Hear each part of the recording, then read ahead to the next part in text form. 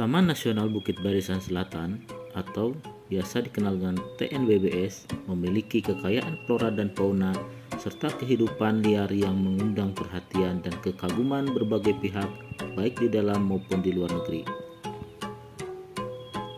Berdasarkan hasil identifikasi, kawasan ini merupakan habitat bagi 115 jenis mamalia, 450 jenis apes, 123 jenis herpetofauna, 221 jenis insek serta 53 jenis ikan. Sehingga Taman Nasional Bukit Barisan Selatan merupakan salah satu dari 6 taman nasional yang ditetapkan sebagai Natural World Heritage Site.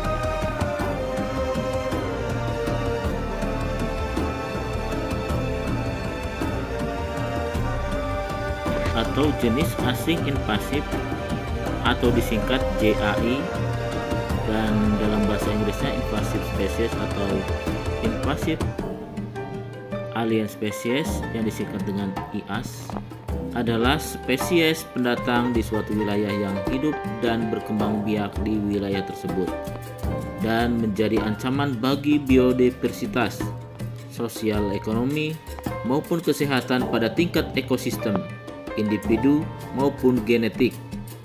Berbeda dengan spesies asli yang secara alami hidup di suatu wilayah, spesies pendatang ini tiba di suatu wilayah dengan campur tangan manusia, baik disengaja ataupun tidak disengaja. Terdapat perbedaan beberapa pendapat mengenai kriteria yang diberikan kepada spesies pendatang hingga ia digolongkan sebagai spesies invasif. Umumnya, invasi terjadi karena suatu kompetisi. Spesies selalu berkompetisi dengan spesies lain untuk mendapatkan sumber daya sebanyak-banyaknya, sehingga sebagai salah satu caranya adalah dengan tumbuh dan berkembang biak secepat mungkin. Hal ini cukup mengeliminasi spesies asli dari kompetisi memperebutkan sumber daya. Selain dengan tumbuh dan berkembang dengan cepat, mereka juga melakukan interaksi yang kompleks dengan spesies asli.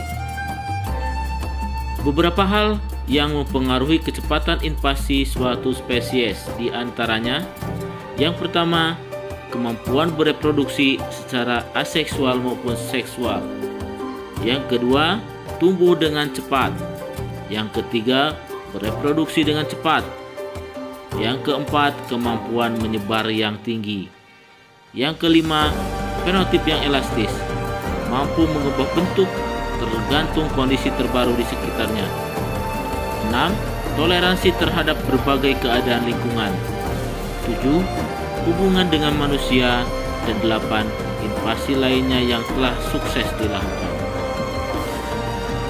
Umumnya, spesies introduksi harus bertahan pada populasi yang sedikit sebelum menjadi invasi.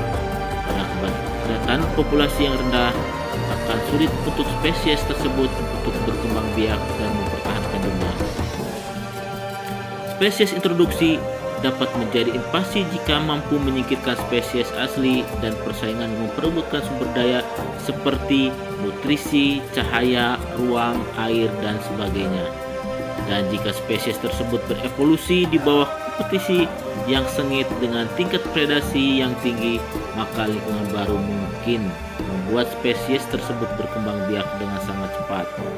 Namun, kompetisi ini unilateral dan pembunuhan spesies asli serta peningkatan populasi spesies invasif bukan termasuk kompetisi. Spesies invasif mungkin mampu mengandalkan sumber daya yang sebelumnya tidak mampu dijangkau spesies asli. Misalnya air tanah yang di dalam dan mampu dijangkau akar spesies invasif yang panjang, atau kemampuan untuk hidup di tanah yang sebelumnya tidak dapat dijadikan habitat.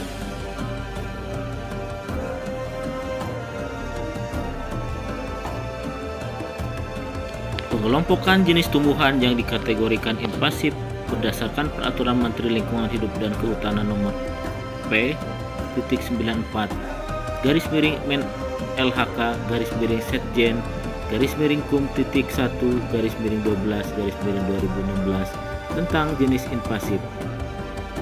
Untuk mengetahui sebaran spesies invasif atau spesies asing adalah dengan melakukan survei yang didahului oleh penyusunan rancangan atau desain survei.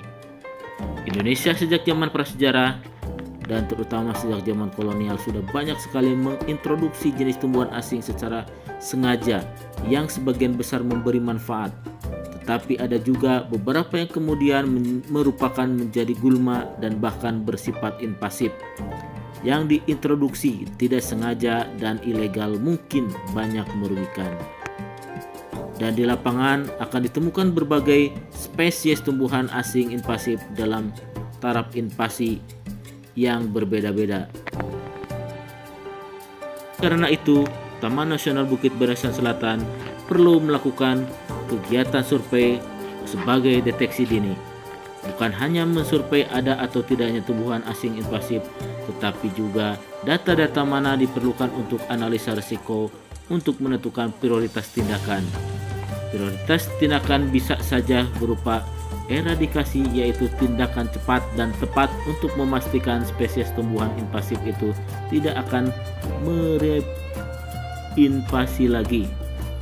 Jika tindakan cepat ini dilakukan, diperlukan juga survei monitoring seberapa berhasil tindakan cepat yang telah dilakukan, dan seterusnya. Bagaimana memperbaiki tindakan agar tercapai tujuan tindakan cepat itu. Adapun maksud dan tujuan kegiatan ini adalah untuk menginventarisasi invasif alien spesies, adalah untuk memperoleh data jumlah, frekuensi, kerapatan, dan tutupan kanopi invasif alien spesies yang berada di TNBBS. Identifikasi tumbuhan invasif yang akan disurvei dilakukan melalui tahapan berinformasi penting, nama tumbuhan invasif, dampak tumbuhan invasif, bagaimana tumbuhan invasif itu diidentifikasi di lapangan, koleksi spesimen, referensi, dan lembar informasi tumbuhan asing invasif. Tipe-tipe survei yang digunakan, yang pertama full sampling. Full sampling maksudnya memeriksa semua situs pada level tertentu. Ini bisa melibatkan full sampling lokasi, meliputi survei semua situs sampling dalam situs lapang. Istilah demikian bisa berkaitan dengan survei sapu jagat yang mengimplikasikan full sampling pada level situs lapang. Yang kedua, survei dengan menggunakan sampling acak. Pada umumnya tidak semua situs dapat diperiksa karena itu suatu subset jumlah situs perlu dipilih untuk disurvei. Yang ketiga, remote sensing. Remote sensing adalah istilah payung untuk metode survei yang dilakukan dari ketinggian di atas tanah. Altitude pesawat atau satelit mencitrakan landscape dari perspektif. Ketika tumbuhan asing invasif sudah mapan di Indonesia, maka kebijakan pemerintah akan mengacu kepada IC Biodiversity yang mengarahkan aksi terhadap tumbuhan asing invasif tersebut. Mengikuti arahan tersebut, maka kita harus mengetahui tumbuhan invasif apa saja, di mana saja, dan berapa luas invasinya, dan sebaran parah dampaknya terhadap lingkungan, baik terhadap biodiversitas, ekonomi, maupun kesehatan. Data ini perlu untuk analisa risiko dalam rangka untuk menentukan prioritas pengolahan di lapangan. Ini kondisi yang umum dihadapi di Indonesia saat ini, di mana tumbuhan asing invasif itu sudah lama diintroduksi atau mungkin sedang berada pada fase mengkolonisasi atau fase naturalisasi, bahkan menyebar ke habitat lain dan memberikan dampak negatif kepada lingkungan, sistem produksi primer, ekonomi, maupun kesehatan. Tumbuhan asing invasif walaupun sudah lewat fase kolonisasi, karena dampaknya belum disadari, mungkin belum terdeteksi.